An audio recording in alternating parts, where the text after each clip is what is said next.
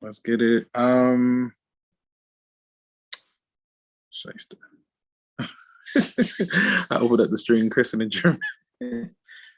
I need to check one other thing. That should be stop. All right, so I'm gonna get rid of this. Get rid of all this.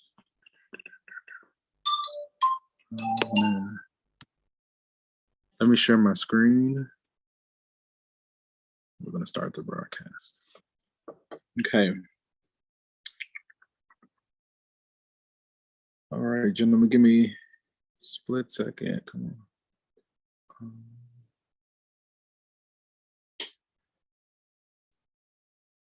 Let's go to the box link.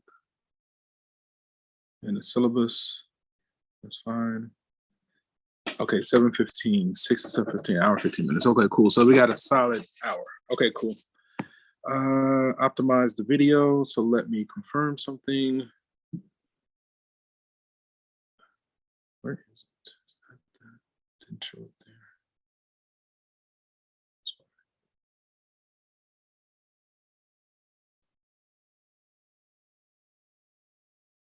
Is it not streaming? It says live.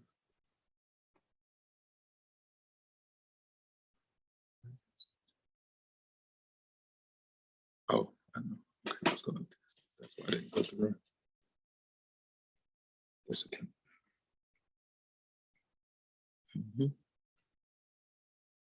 Cool. All right. I think we might actually be in business. Let me see. I don't hear anything. I hear a little bit. Oh. All right. So I know the audio's working. I'm just kind of waiting a split second to confirm the image. While I give that let me see. All right. I think we might actually be in business. Let me see. It's looking good, actually. I hear a little bit.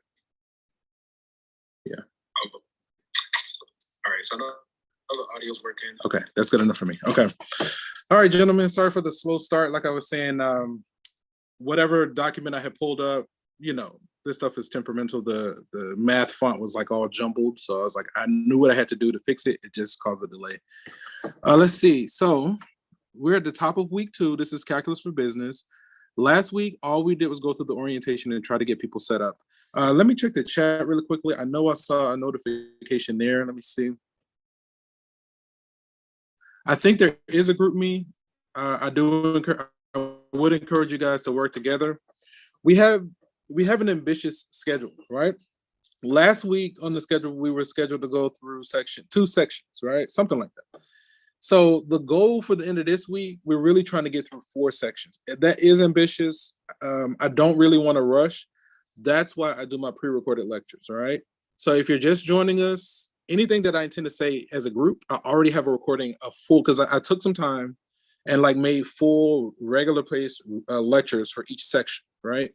We only meet for an hour and 15 minutes, so there's only so much that we can do. Hey Siri, set a timer for 25 minutes.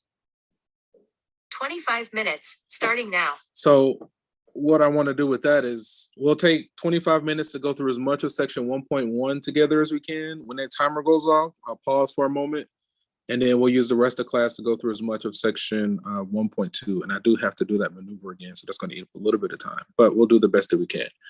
I think you guys started a group me last time. So again, in an effort to not rush when we're meeting, that's why I lean on my pre-recorded lectures. The most important thing is that you have successfully gained access to our Pearson component. You access it through Blackboard. There's no course ID, but you do have to purchase an access code. Let me say that one more time. You access our Pearson through Blackboard. There's no course ID, but you do have to purchase an access code. If you are using a book voucher to purchase access to Pearson, you can use it if you go to the Morehouse bookstore and ask the clerk, say, hey, I need a MyMathLab access code. They'll give you an access code that you can use that will suffice. If you buy the book new, just make sure that it comes with a MyMathLab access code. Or you can just purchase it directly from the site. My recommendation is directly from the site, where you go to Blackboard, you go to our assignments, and when you're prompted for payment, just pay it there. That's the simple thing. You'll be in the right place and things like that, right? So I think I did give an extension on the assignments from last week. Instead of it being due yesterday, I went on to push it back a week, right? So you have an additional week on that first set of stuff. And we're going to just kind of take our time. Again, anything that I'm going to say while we're together is already available. So until we kind of get caught up, I'm just going to be doing the best I can to kind of go through some lectures. And again, we can just use class time for questions, but most of the learning is on your own. Again, I do encourage you all to work together. It is a good idea to go ahead and seek out the tutors. You've already paid for the tutors. It's included in your tuition. So you can it's a good idea that you can take this information and sit down with them and work on it side by side, make a plan and take some action. As usual, if you have questions, my recommendation is just to unmute yourself to get my attention. And I'll stop and we can talk about it. And also with the question. Give me just a split second. All right. With the attendance. So there's something is disabled, so I can't do the automatic attendance. So that's another thing that I was doing. So basically what I did in the past, I would take attendance as I let students into the Zoom session. So one by one, I was taking you guys attendance. So you've already got your attendance today. So if you made it into my Zoom, that means you got your attendance credit for today. This is remote asynchronous. You're not obligated to stay. I am live streaming these sessions to my YouTube. So it is recorded. You can watch it at your leisure. But it's still a good idea to just be live. Students ask questions. If you have a question, you can get an immediate response, things of that nature. Go ahead. There was a question. I was just gonna ask. So you said that you moved our first couple assignments and quiz due to this week, or is that still? Yeah. So basically, assignments are due every Sunday night at 11:59 p.m. You access it on Pearson through Blackboard. Originally, I had a couple of assignments from last week that were due yesterday, right? So you'd have to watch the lectures, the corresponding lectures on your own, take notes if you're in class, and do the corresponding assignments. But I pushed it back. So instead of it doing yesterday, it's due this upcoming Sunday. So Okay. I think on Pearson, it still says it was due yesterday. Remind me about that in the class, and I'll change the date. All right. But even with, I don't mind doing that. But generally speaking, all of our assignments will get unlimited attempts, and there's only 1% late penalty, right? So the homework and quizzes is not a lot of points, but you know how that narrative goes. Okay. And again, if you have questions, just feel free to unmute yourself to get my attention. And let's just take whatever time we have left in this first half to go through as much of section 1.1 together as we can. Let me see if I can get this working. So this is our first official lecture as making our way through the content for calculus and its applications, or calculus for business, right? The goal is for the semester, we're trying to get through 4 chapters with it culminating on integration, right? So chapter 1 with differentiation, let me give this disclaimer. Differentiation is actually really simple and easy, right? Now, some of the ways that the explanations go can be very intimidating when you talk about the limit approach. Just do the best you can with that. But there's going to come a point when, with differentiation, where we have a shortcut and you can look at the equation and practically spit out the answer, right? So we're going to give some backstory to the concept behind differentiation. The simple explanation I can give for differentiation, all it is the slope of the tangent line at a point, right? So if you have a curve, you have a point on this curve, and you have a line that's tangent to the curve, right? So that means the line intersects the curve at a point. It's not cutting the line, it's like gracing the line, right? And so again, derivative, all it is the slope of the tangent line at a point, right? So that's the simple explanation. And then again, we have a shortcut where you can look at the equation and spit out the answer. But the introduction oftentimes is intimidating, you know, for whatever reasons, right? So don't be intimidated by the introduction. Just know that there's a light at the end of the tunnel. Differentiation is simple and easy. Again, all it is the slope of the tangent line at a point, and then we'll talk about the shortcuts when they pop up. Okay, that's the best way I can think to like summarize what differentiation is. Okay, so to dive deeper, we're going to start with section 1.1, limits a numerical and graphical approach. Right, so you know, and this is like limits, like exactly like what it sounds like. If you think like, okay, what's the limit? Like how far can we go? How small can we get? Right? That's kind of what we're going to be doing. We're actually literally going to be pushing the limit of some of these concepts, right? So the objective here, one of them is find limits of functions if they exist using numerical or graphical methods, right? And again, if anything is not clear, or if I'm talking too fast or anything of that nature, just get my attention and we can like pause for a moment. So in this example, it says for each sequence, determine its limit and rewrite the sequence in the form. Now let me see. To read this, this is red. This is red. The limit, or this is like rewrite the sequence in the form x as it approaches a from the left. Let's do that one more time. In the form as x approaches a from the left, or x approaches a from the right. Okay, if you need to see that again, just let me know. Okay, so with this first one, it says, you know, we have 2.24 and then 2.249. Okay, so what number is this getting closer and closer to? If you keep adding nines on that tail end, you're going to be really, really close to what number? So this looks like it's approaching what? 2.25, right? Coming from the left. If you were on the number line and you plotted these points, you know, like you would have 2.24 and then, you know, 2.249. And it's basically they're going to get closer and closer and closer to 2.25, right? 2.25. Let me see, what do I have available? Okay. So, and I think we said from the left, right? 2.25. Let's try the second one. So with this concept, with these, the best way to see it, in my opinion, is you have to imagine that you're looking at it on a number line. If we were to plot this point, and then we plot this one, you know, these numbers are kind of moving to the left, right? So it's getting closer and closer and closer. If we keep adding zeros, this sequence of numbers is getting closer and closer to 5.5, right?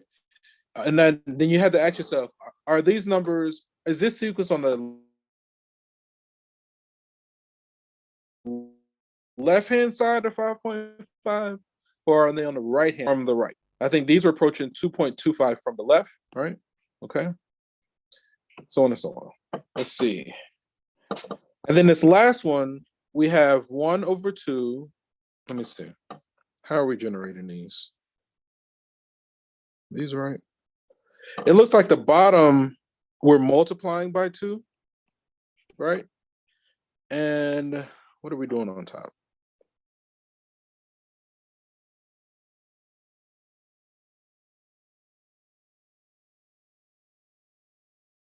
How are we generating these numbers? Because let me see. If you multiply by 2 plus 1, 2 plus 1, 2 plus 1. So on top, it looks like we're saying times 2 plus 1, times 2 plus 1, times 2 plus 1, right? So we can say something like 2n plus 1 on top, and on bottom, looks like we have something like 2n, right?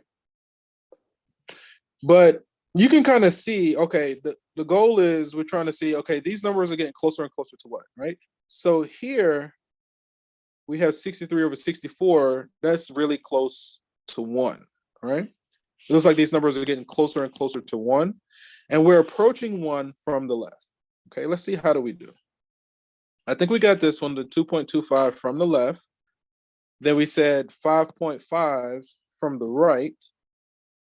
And then this one was 1 from the left. We're approaching 1 from the left, okay? So this is just like an introduction into, limits, like a sequence of numbers approaching a number either coming from the left or coming from the right. Okay, so that's going to be the main foundation that we use to kind of introduce this concept of what do we mean by limit. So we have this definition. It says that as x approaches a, the limit of f of x is L. Okay, this is red. The limit as x approaches a of f of x is going to be L. Let's do that one more time. It helps when you read this stuff, in a proper manner. It helps to kind of organize the concept, right? So just do the best you can with it. It's not as bad as it looks. It's just we're just dusting off the cobwebs. Again, this is red. The limit as x approaches a of f of x is equal to L, which is just going to be some number. If all the values of f of x are close to L, for values of x that are sufficiently close but not equal to a, right? So basically, as x gets closer and closer to a, our function gets closer and closer to some number. That's essentially what it's saying. Okay. All right, let's keep going. And again, just stop me if we need to go back or anything. So with this theorem, it says that as x approaches a, the limit of f of x is going to be L if the limit from the left exists and the limit from the right exists, and both limits are the same number. Okay. So basically what this theorem is saying, if the limit as x approaches a from the left is L, and the limit as x approaches a from the right of f of x is L, then we can say that the limit as x approaches a of f of x is L, all right? So basically the left-hand limit has to equal the right-hand limit, and then we say that that's the limit, all right? We're gonna see this in action. I know it is what it is. So given this, first we ask, what is f of 3, right? They're just asking us to evaluate this function when x is 3, okay? So if we just plug it in, right? Pardon? You said the theorem said if the limit of f of x from the left and right side both equal the same thing, then we say the limit exists. Okay. Yeah, because sometimes coming from the left you approach one number, and then coming from the right you approach a different number. So then that's a case where we would say the limit does not exist. They have to approach the same thing coming from the left and the right. Yeah, that's a good question. So with this one, if we let x be 3, then we're going to have, here, let's do it like this. It's going to be what, 3 squared, a 3 there. So there's going to be 3 squared minus 9. Okay, so let me see. We have to. So I think here we get what, 0 over 0? So that's like a discontinuity. Okay, let's just say it does not exist for right now. Right? So this function is not defined when x is 3, right? Because we're going to get 0 over 0. But then the second question asks, what's the limit of f of x as x approaches 3, right? So as we come from the left and as we come from the right. Now, the first way that we have to introduce to find this limit is basically just choose several test points, right? So as x approaches 3 coming from the left, you can choose numbers, like you would make a table and look at the table of values. I'm going to piggyback off of my prepared notes, but all we're essentially doing, we're going to plug in 2.9 and get an answer.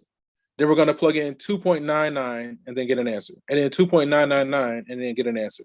And do that like maybe 4 or 5 times, right? So that's approaching 3 from the left. So then if we want to approach 3 from the right, we can choose something like 3.1, and then 3.01, and then 3.001, and then 0001, quad 01, find the corresponding y values for all of those. So, we would make a table of values.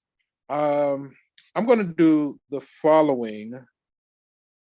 Let me see if I can get this working. Let's go here for right now. Okay. All right, let's see. Let me close all these tabs. And I got it. Where is it? There it is. That's fine. I'll pull it up in just a moment. Where is it? I agree. Choose the file. Choose the file. Ooh, this is going to be, I think it's here.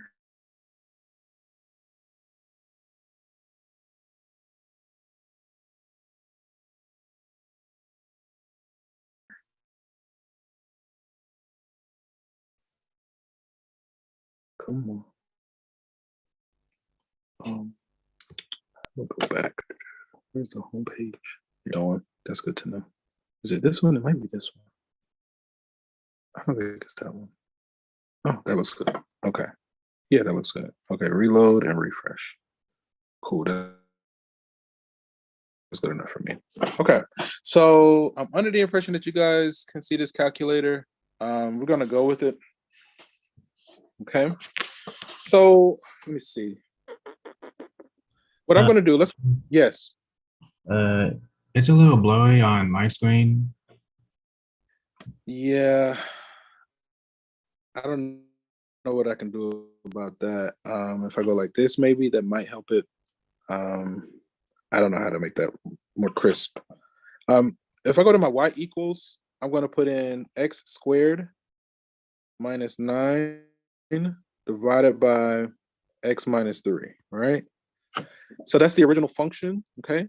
And then, I mean, we can make a table. I just want to kind of crunch some of those numbers. I just kind of want to jump straight there. So if I go to variables, and I want to call on that function I just typed in. So if we're approaching 3 from the left, like for instance, if I put in 2.9, you see it's 5.9. If I do 2.99, you see, so if I keep adding nines, so notice that my outputs are getting closer and closer to some number, right? You should be able to see that number. Let's put in some values coming from the right side of 3, all right? So from the right side of 3, I could do something like 3.1. Okay, you should be able to see if I can do 3.01, right? Let's do a couple more, 001, right? It should be clear, all right? So even though this function is not defined when x is 3, but as x approaches 3 coming from the left or the right, both of those limits are both approaching the number 6, right? So even though this function is not defined at x equals 3, we say that the limit as x approaches 3 is going to be 6. Hopefully you saw that and it made sense, all right? So we have it typed here. So since this function something, we will substitute, I don't know why it's written like that. We will substitute 3 in for x, giving us this new equation, right? And we got this non-solution is 0 over 0. Okay, so therefore f of 3 does not exist, all right? So it's not defined when x is 3, but here's the table, right? Here's a table of what we just did in the calculator. So first let's approach x, let x approach 3 from the left. So then they started with like 2, 2.5, 2.9, 2.99. You can see those y values getting closer and closer to 6. And then as x approaches 3 from the right, they started at 4, and then 3.5, 3.1, yada, yada, yada. You can see the y values are still approaching 6. So thus it appears that the limit as x approaches 3 from the right of f of x is 6, and the limit as x approaches 3 from the left, that's missing. But the right-hand limit is 6. I'm missing the left-hand limit. There's some stuff missing from the slide, but there it is. Okay, so it's here. Sorry. So it appears that the limit as x approaches 3 from the left of f of x is 6, and the limit as x approaches 3 from the right of f of x is 6. So because the left-hand limit and the right-hand limit both exist and are equal to each other, then we say the limit as x approaches 3 of f of x is 6. Do I need to I feel like I need to say that again, but just stop me if I need to redo that. So again, even though this is not defined when x is 3, because the left-hand limit exists, the right-hand limit exists, and those two limits are the same, then we say that the limit itself exists and is equal to that number, right? Okay, hopefully that's okay. So let's try another example. So, this is what I mean by we had an ambitious pace. Because obviously this one section could just eat time, right? But we'll do the best that we can. So consider this function h given by this, right? So we have this piecewise function. We're asked to graph the function and find each of the following limits if they exist. When necessary, state that the limit does not exist, okay? So the limit as x approaches 1 of h, right? If we were going to evaluate h when x is 1, can you tell me which line would we use? We would use line 2 because that's where x would be equal to 1, right? But they didn't ask about the value when x is 1. They want to know what happens when you're close. How does the function behave on either side when we're really, really close to 1, right? So coming from the left side of 1, right here, it looks like y is approaching 4. And then coming from the right side of 1, y is approaching -2. Right? I basically just plugged in 1 into these because this is coming from the left of 1, this is coming from the right of 1. So as x approaches 1 here, y approaches 4. As x approaches 1 here, y approaches -2. So then the limit from the left is not equal to the limit from the right, so we say that that limit does not exist for part A. For part B, the limit as x approaches -3. So then what you would do is you can make a table of values. You can start with, as x approaches, basically start with -4, you get an answer. Do -3.5. Pardon? How'd you get, how does the limit of h of x as x approaches 1 doesn't exist again? Because the left-hand limit does not equal the right-hand limit. As you approach 1 coming from the left, that means you have to use line 1, and this approaches the number 4. Here, well, I think what would help with this visual, if we look at the graph. I was thinking of a graph, but see, this is essentially what we said out loud, right? So coming from the left side of 1, right? So they started with 0, and then they did 0.5, 0.8. Notice the x values are getting closer and closer to 1 from the left. And notice the y values are approaching the number 4, right? So coming from the left, the limit is 4. Coming from the right side of 1, so they did 2, 1.8, 1.1. The y values are approaching -2. So the limit as x approaches 1 from the right is -2, all right? So then from the left, the limit was 4. From the right, the limit was -2. So because those two numbers do not equal, then we say that this limit does not exist. Oh, okay. Okay, hopefully that's okay. I know that's a little intense. I think it's more jarring than anything, right? It's not that bad right now. And there is a light at the end of the tunnel, but I do encourage you all to work together, work with the tutors, you're gonna need it. Let's keep going. This is a continuation of what we were just doing, right? So we went on and graphed this piecewise function. I know we should go on to the next one, but I think I'm just going to keep going with this for now. Whatever we don't finish together, I expect you to watch my recordings and take notes as if you're in class, right? Because we don't have a lot of time together, but I don't really want to rush. I'm trying to keep the pace kind of moderate, but we're still responsible for this material, okay? So this is the graph of the piecewise function that we had before, right? Basically, you just draw the two graphs and you keep whatever portion, is listed in the domain. So if we look at this, the limit as x approaches 1 from the left. So here is 1. So notice that coming from the left, the y value is approaching 4. Coming from the right side of 1, the y value is approaching -2. So because these two y values are different, we say the limit does not exist as x approaches 1. Because those two numbers have to match up. Okay. Now I think for the second one, I think they said when x, it was either 3 or -3. Let me see.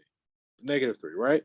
So even if we use this graph, if we draw the same bar through x equals -3, notice as x approaches 3 coming from the left, let me see. As x approaches -3 from the left, y is approaching -4. As x approaches -3 from the right, y is still approaching -4. Right? So in part B, the left-hand limit equals the right-hand limit. So we say that limit exists and is -4 for part B. All right, you can see that here. So as we approach -3 from the left, right, y values approach -4. As we approach -3 from the right, y values approach -4. So from the left, we approach -4. From the right, we approach -4. So then that means the limit exists and is equal to -4. Okay. All right. So we really only made it about halfway through this. I'm just going to keep going with section 1.1 for right now. We really should hop into section 1.2, but I don't really want to rush. Okay. I think we're okay here. All right, we're gonna let that be. Let's see. So we're asked to calculate the following limits based on the graph. Okay. So this first one is saying the limit as x approaches 2 from the left. As x approaches 2, so 2 is here. So coming from the left, and okay, coming from the left, the y values are approaching 3. Coming from the right, the y values are still approaching 3. So even though this function is not defined when x is 2, because the left approaches 3 and the right approaches 3, then that means for part C, the limit as x approaches 2 is going to be 3. Because the left-hand limit is equal to the right-hand limit. Okay. So you see the 3 here, you see the 3 here, and then you see it here. Let's keep trying. So again, limits, this discussion of limits, we're not really concerned about, we're not so much concerned about the value at the point. With limits, we're more concerned about what happens when we're close to that. You know, if you zoom in like Ant-Man and you go into the quantum realm, you know, are you still going to find those numbers there? Are they still going to exist? Of course, right? This is all cerebral anyway, but it's a concept, all right? So no matter how far we zoom in on the left or the right of this number, they're approaching the same number.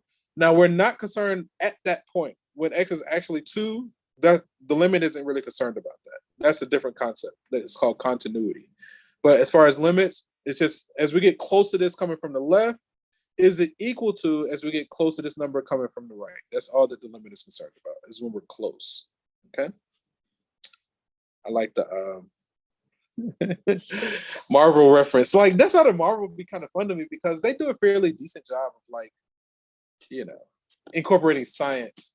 And then another little random thing. I don't know if y'all ever watched the movie Hidden Figures, but I was actually I was on campus teaching when they were filming that, and the professor that did all the math you saw in that movie, he was my colleague. He's not here anymore. He died or whatever. But he wrote all the math for that movie.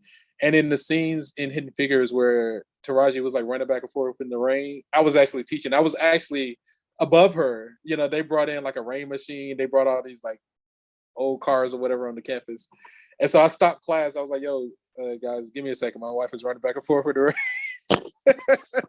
So we were all standing there watching above her. Her and this guy with the umbrella were running back and forth under us. It was really interesting to see that. But yeah, I was actually right off the camera or whatever. But anyway, that's neither here nor there. Okay. So this wall method, you've actually seen us doing it just now, right? It's a technique for just visualizing or conceptualizing the limit, right?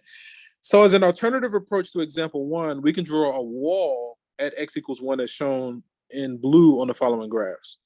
We will then follow the curve from left to right with a pencil until we hit the wall and mark the location with an X, assuming it can be determined.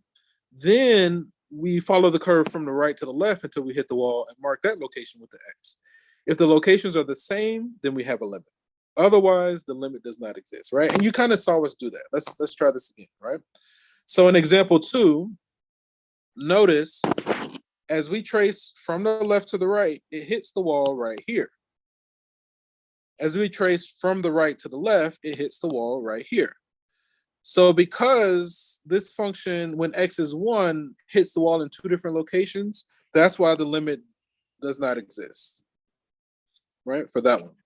But then when we evaluate it when x was -3, tracing left to right, it hits the wall right here.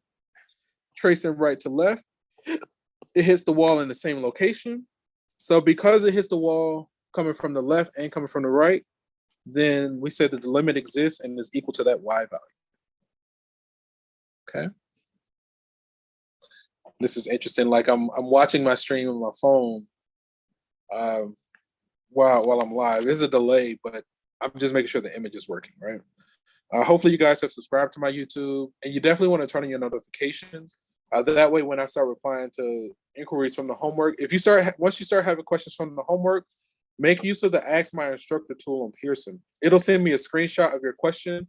I'll load it to my tablet like you see here, and I'll make a video response. And then, I'll send you the link. I'll send it back to you, right? But, and the notification is important because, if you see that notification and then you're going through the homework, it's like, wait a minute, he made a short or he made a quick video about that. Let me just pull that up. Instead of asking the same question, you can look and see what I literally just said about the same thing, right?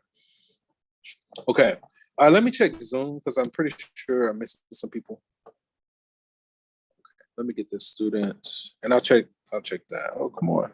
Let me give them credit. I have this here. Hopefully it's still open. That is this one. So get the student. Where is it?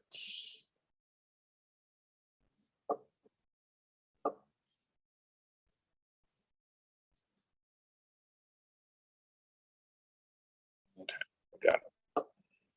And let's just go back here. That's fine. Okay, cool. Let's keep moving. I'm going to do that, but that's okay. Let me check the chat. I see there's a lot of activity. Hopefully it's nothing sensitive. So there's the GroupMe link. That's fine. Cool. Yeah, 0 over 0 undefined does not exist for right now. That's fine. Okay, let's keep going. So consider the function given by this. Let me see the time. Yeah, we'll do the best we can. So consider the, I hit my ankle on the chair. Consider the function given by this, right? We're asked to graph the function and find each of the following limits if they exist. If necessary, say that the limit does not exist, okay? So let's see. So this is a reciprocal function, right? We're gonna have what? A vertical asymptote when x is 2. So basically it's a reciprocal function that it goes what? Right 2 and up 3, all right? So the reciprocal function takes on the general shape. And let's do it maybe in this color. Something like this, right? But if we use transformations, I want to take this. And these are transformations from college algebra. This is basically saying we go right 2 and up 3. So we should have a graph something like this, all right? Something along this line. This is a rough sketch. I didn't do anything, crunch any numbers or anything, but okay. So let's see. So as x approaches 3, right? I mean, from the image that we saw, if we go right 2 and up 3, then the asymptote is going to occur when x is 2, right? So when x was 3, you saw, let me see if I pull this back. So 3, if this asymptote right here, this is x equals 2, right? Because we went right 2. And then up 3, so that means this y value here is going to be y equals 3, right? So then if we're considering when x is 3, 3 is going to fall like about somewhere about here, right? So this is using the wall method, right? So then coming from the left, it hits the wall right here. Coming from the right, it hits in the same spot. So whatever that value is there, it should work, all right? So then when x is 3, It's a 1, so it's 4. All right, the corresponding y value should be 4 there. I'm just gonna put it here for now. But I'm basically just looking at the graph. That's what I did there. All right, I'm gonna go with that for now. Now, again, we use transformations to do a quick sketch. For part B, it asks us to find the limit as x approaches 2. We just said that the asymptote occurs when x is 2. So as we approach 2 coming from the left, y goes to negative infinity, right? So let me see. As x approaches 2 from the left, f of x goes to negative infinity. As x approaches 2 from the right, f of x approaches positive infinity, right? So then with that, because the left-hand limit does not equal the right-hand limit, even if they were both infinity, you know, it needs to be a number, right? Not that thing like that. So this one we would say the limit does not exist. Does not exist. Because the left-hand limit does not equal the right-hand. Let's see how do we do with the prepared notes. So again, they use the table method, right? So 3 from the left, they started close to 2, right? Notice the y values are getting closer to 4. Coming from the right, the y values are getting close to 4. So because the left-hand limit equals 4, the right-hand limit equals 4, so then the limit equals 4. All right, and I think that's what we said. Okay. But then for part B, and you can see the wall method here. You can see you can confirm everything that we said, right? Vertical asymptote is x equals 2. Horizontal is y equals 3. So that means 4 was about here. It hit the same part on the wall, right? Okay. But now for part B, notice that as we approach 2 coming from the left, as we get closer and closer to 2, the y values just take off. They go to negative infinity. You can see it here. As we approach 2 from the right, the y values explode. So they go off to positive infinity. So then therefore we say the limit as x approaches 2 of f of x does not exist. Okay. Let's keep going. And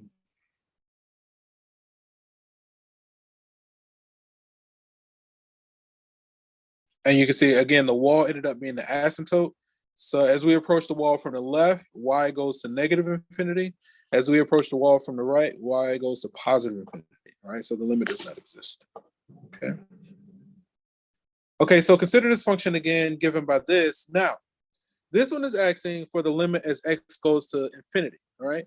So as x goes to infinity, that means x goes way off to the far right, right? So we can make a table and look at values like you can do as when x is 1, x is 10, x is 100, 1,000, 10,000, right? So as x goes way off to the right, what happens to our y value, right? In this case, because we have a horizontal asymptote, I think we said it was y equals 3. So as we go off to the far right or the far left, the y value should approach 3.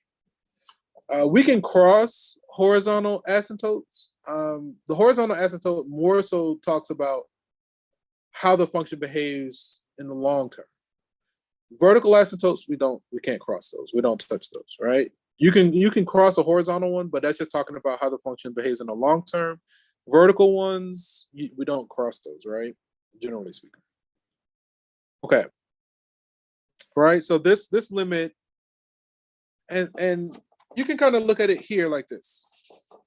You know, as you start doing like larger and larger values for x, say you put in 10,000 here, right? 10,000 minus 2 is still essentially 10,000. It's 9,998, right? So you have 1 over a really large number. That means this denominator is going to just keep getting bigger and bigger and bigger. If the numerator stays fixed on a number and the denominator keeps expanding, that means this whole fraction is essentially getting smaller and smaller. So as that denominator is bigger and bigger and bigger, that term goes to 0, and the only thing we're left with is the 3. Let's do that one more time. If the numerator stays fixed and the denominator keeps getting bigger and bigger and bigger, that means this overall fraction is getting smaller and smaller and smaller. So as that denominator gets large, this fraction gets closer and closer to 0. So then the only thing you're going to be left with, that means the overall function gets closer and closer to 3. So as x goes up to positive infinity, the limit is 3, which corresponds to the horizontal asymptote that we talked about, right? So here's a table representation of what we just said. So as x goes off to infinity, they did 5, 10, 100, 1,000. You can do 10,000, 100,000, a million, yada, yada, yada, right? So then they found the corresponding y's, and notice that the y values are getting closer and closer to 3. So then the limit as x goes to infinity of this function is going to be 3. Okay, these are more concepts. These are more conceptual than anything. All right, limit is just talking about, usually it's either you're zooming in and you're talking about when you get close on either side of a number, or you're exploring what happens when you go to infinity. All right, those are the usual suspects that we're exploring whenever we're talking about limits. Hopefully this is okay. Okay. And then a graphical representation of that, again, we had our horizontal asymptote. You can only approach infinity. Observe that the graph that you can only approach infinity from the left. Yeah. As x goes to infinity, y approaches 3, right? That's fine. And it's a similar thing for the other direction. Okay. So now notice that the function is not defined. If we just plug in 1, we get a vertical asymptote. Can anybody describe to me, looking at something like this, how can we tell if it's going to be a vertical asymptote versus a hole in the graph? Anybody know that narrative? How can we look at this and tell whether it's going to be a vertical asymptote or a hole? So the way to tell if it's going to be a vertical asymptote, if you have some number over 0, like some number k over 0, then that's going to be a vertical asymptote. But if you have 0 over 0, like we had in the previous example, that's going to be a hole or a gap in the graph. It's not going to be a vertical asymptote. So here, when I plug in 1, I'm going to get 1 over 0. That means we're going to have a vertical asymptote, right? Let's see. So we can use transformations to graph this. We start with the reciprocal function. Let me see. This got a little bit going on here. Because if you factor that out, I think it's like you go right 1 and then you flip it horizontally and then you go up 6. You just gotta, I would just look at the graph, plot the graph, choose several x values, find the corresponding y, just to confirm.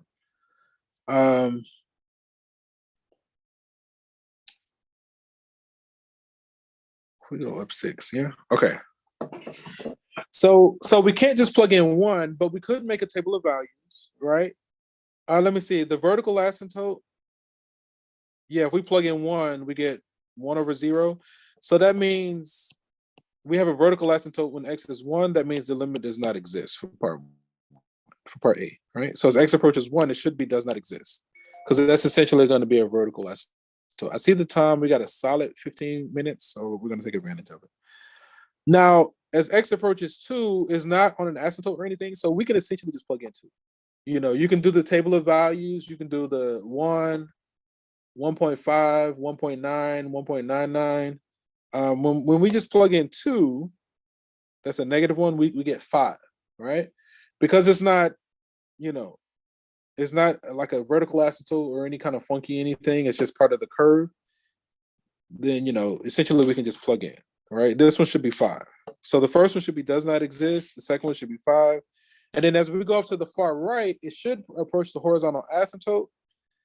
As this denominator gets really big, this fraction tends to 0. Let me think about this. Yeah, it gets closer and closer to 0, right? This fraction tends to 0. So then going off to the far right, the function is going to approach 6. So I think we said does not exist. We said 5, and then we said 6. Let's see, how do we do? Okay. So again, they made a table of values. As we approach 1 from the left, these are going, it looks like, to positive infinity. As we approach 1 from the right, the y values are approaching negative infinity. That's indicative of an asymptote. So since the left hand limit goes to positive infinity and the right hand limit goes to negative infinity, then this limit as x approaches 1 does not exist. If you were looking at the graph, you would see an asymptote there. Okay. Hopefully I'm saying that word right. It's either asymptote or asymptote. I always look it up every semester and I always forget. So I'm getting old in my young age or young in my old age, one of the two. It's neither here nor there. Okay. So then for part B, we're looking at the limit as x approaches 2. So as we approach 2 from the left, the y values are getting closer to 5. As we approach 2 from the right, the y values are approaching 5. So since the both left-hand limit and the right-hand limit agree, the limit as x approaches 2 is 5. Hopefully this is okay. Okay.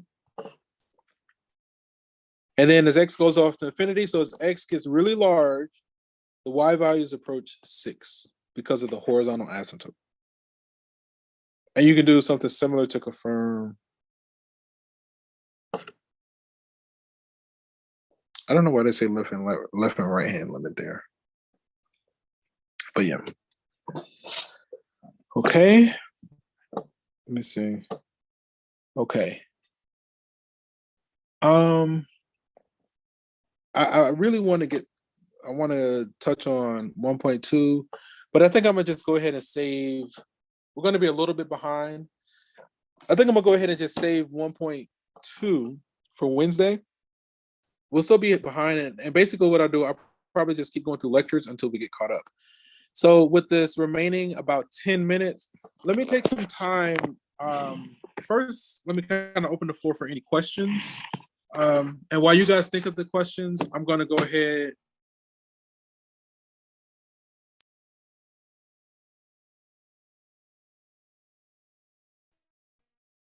And open up the corresponding homework for section 1. Okay, so that's going to be here. Allow. Again, we'll do whatever we can together. So again, the main narrative about limits is where limits are concerned with how does the function behave when we're close to a number on either the left-hand side or the right-hand side, or as x goes off to the far right or the far left, like as x approaches either positive infinity or negative infinity, right? Okay. All right, so we are calculus. I see I have 7 enrolled, right? 3 with temporary access, right? This stuff piles up fast, so you don't want to delay. You want to get started. So once you get set up with Pearson, it looks like this. Let me go ahead and change these dates while I'm thinking about it. So I just need to push it to the next one. Let me go to manage, allow. I'm gonna just do this now while I'm thinking about it. Date and assign status. Come on. Let me see. What's the date? The 23rd. All right, okay. These items, I'm gonna push these to next week. So I want these to be due on the 29th. The 29th and the 29th. Okay. I think that's it. Let's update all settings. Okay. And let's refresh this. Cool, right? So I went on and pushed the assignments from week 1 back to this upcoming Sunday, right? So let's take some time and go through 1.1 and get through as many questions as we can. You see it's a short homework assignment. It's only 12 questions, right? So, hopefully, you can take advantage of that. Simplify by removing factors of 1. I think I want to take some notes here. I think I can work here. Let me try working here. Settings, turn that off. Okay. I have a question about number 12. 12. Okay, let's hop to 12. What's your question about 12? So I was able to work it out, but my number 1 question is, like, I didn't understand the ending per se of like setting the values in a way that you could find C. It seemed like if you go to 12, yeah, they made it where you could like find C, but it basically like you set the top somehow equal to the bottom. Or like you basically put it in equation format, and I just really didn't understand the purpose of that. It says determine the value of C so that the limit as x approaches 2 of f of x exists. In order for the limit to exist, they have to approach the same number, right? So for the first line, it says that's concerning what as x approaches 2 coming from the left-hand side, right? Okay. So for that first line, basically I'm just going to plug in 2 to get an answer, right? So if I plug in 2 into that first line, in this case, 2 squared is what, 4? So you get what? You get an output of -6. So in order for this limit to exist, when I plug in 2 for that second line, the answer needs to be -6 in this case. Does that make sense? Okay. So then all I do is set that second line equal to -6 and then solve for C. Do you have yours pulled up right now? Yeah, I have like what I wrote down in my notebook. Situation. Wait, so you just set it equal to -6. So let me say it one more time. Let me do it one more time. So again, for this limit as x approaches 2 to exist, the left-hand limit has to equal the right-hand limit. Okay. Right. So for the left-hand limit, that comes from the first line. You can even do your table of values, right? Mm-hmm. But in this case, all I'm doing is just plugging in 2 into that first line. When I plug in 2 squared is 4. 4 minus 10 is -6. If you did your table of values, you're going to see those y values approach -6. Right. Okay. So in order for the limit to exist, we've already determined that the left-hand limit is -6. That means the right-hand limit also needs to be -6 in order for it to exist. Got it. So then all we do is set that second equation equal to -6 and solve for C. If we do that here, if it's -6, and then you put the 2 in, so it'd be -4 plus C equals -6. Okay, so let me see. 4 negative, yeah, -4. And what is that? -2. Let x be so the value of C should be -2. Let's try -2 and see if that works. Right? Did that make sense? Yeah, that makes sense. Okay. Now, just as a showcase, say you're working on this on your own. I don't know if you discovered this or not, where it says get more help at the bottom of the screen. I'm going to click on the get more help. So now if my recommendation, first line of defense is the view an example, right? Click on view an example, read through it, see what it says, right? If that's not clicking, next, if you have a classmate that's kind of getting it, link up with them and see what they say about it, right? You want to do what you can on your own and then start collaborating.